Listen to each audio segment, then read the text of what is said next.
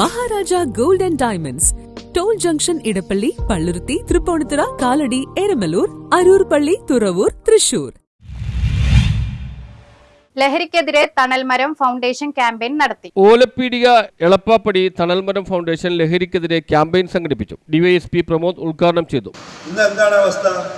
നമ്മളെല്ലാവരും തന്നെ സിനിമയും ടിവിയൊക്കെ കണ്ടിട്ട് കോടതിയൊക്കെ നമുക്ക് ഭയങ്കര പേടിയാണ്. ആർക്കാ കോടതി പോകാൻ ധൈര്യമുള്ള? നമ്മൾ എത്ര പരദൂഷണം പറഞ്ഞാലും എത്ര കളവ് പറഞ്ഞാലും നമുക്ക് ധൈര്യം കിട്ടാൻ പോകുന്നില്ല.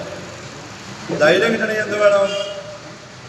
നാട്ടിൽ നടക്കുന്ന പല കൊള്ളരുതായ്മകളും, അതിപ്പം മയക്കുമരുന്ന് മാത്രമൊന്നുമല്ല, കൈക്കൂലി വഹിക്കുന്ന പരിപാടിയുണ്ട്, അക്രമമുണ്ട്, കൊലപാതകമുണ്ട്. എന്തിനേറെ കോഴിക്കോട് ടൗണിൽ നിങ്ങളൊക്കെ കേട്ടുള്ളത് പ്രബുദ്ധമായ നാട്ടുകാരുന്നു. അവിടെ ഒരു പ്രായം ചെന്ന സ്ത്രീയെ കൊല ചെയ്ത സമയത്ത് നമ്മൾ ഡോഗിനെ കൊണ്ടുപോകും. മുസ്തഫ കളത്തിങ്കൽ അധ്യക്ഷനായി. രാഷ്ട്രീയ പാർട്ടികളുടെ നേതാക്കളായ M Anilkumar, O Rajan, A K Siraj, Abubakar Tirur പ്രസംഗിച്ചു. എ പി സുബ്രഹ്മണ്യൻ സ്വാഗതവും എം മുസ്തഫ നന്ദിയും പറഞ്ഞു. പെൺകുട്ടികൾ ഇതിനടിമയാകുന്നു എന്നുള്ളത് ഞെട്ടിപ്പിക്കുന്ന ഒരു വിവരമായിട്ടാണ് പുറത്തുവരുന്നത്. അപ്പോൾ സ്വാഭാവികമായും ഈ നേരത്തെ മദ്യം ഉപയോഗിക്കുമ്പോൾ അതിന് ചില പ്രശ്നങ്ങളുണ്ട്. ഒന്ന്, അതിൻ്റെ സ്മെല്ലുണ്ടാവും. പിന്നെ അതുമായി ബന്ധപ്പെട്ടുള്ള കാര്യങ്ങളൊക്കെ പെട്ടെന്ന് ആളിനെ തിരിച്ചറിയാൻ പറ്റും.